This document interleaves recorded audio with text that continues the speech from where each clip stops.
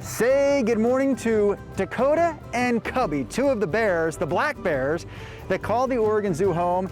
And say good morning as well to our guest here. This morning we have Celeste Ettinger. She is part of the animal care staff here at the zoo's Great Northwest area.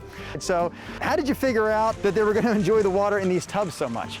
We weren't sure, but we like to try new things, and Dakota especially just loved it. He just loves to play, loves to splash, splashes around and he'll spin in circles on his back. He loves it. So Dakota's kind of been the star of this segment so far. Let's talk about him a little bit because he's the youngest of the four bears that call the zoo home. 10 years old. He's been here for 10 years, but he wasn't born here. So how did he end up here at the Oregon Zoo? Correct. He was actually orphaned, found orphaned in Montana. And he was brought in and they tried to rehab him, but he failed black bear school.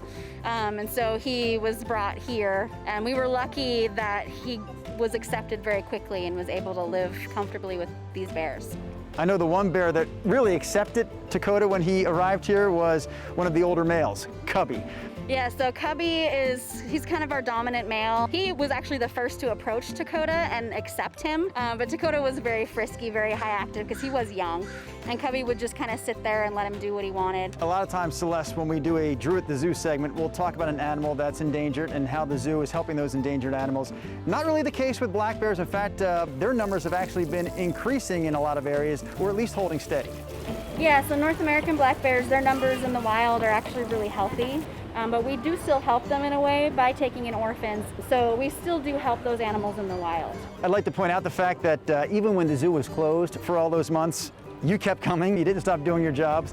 What was it like then to just really be with the animals and not have any of the guests like we have today? It was different. It was very different. We kind of missed that one-on-one time with the guests and sharing our animals with them. Just the reactions and people's responses to what they see us doing.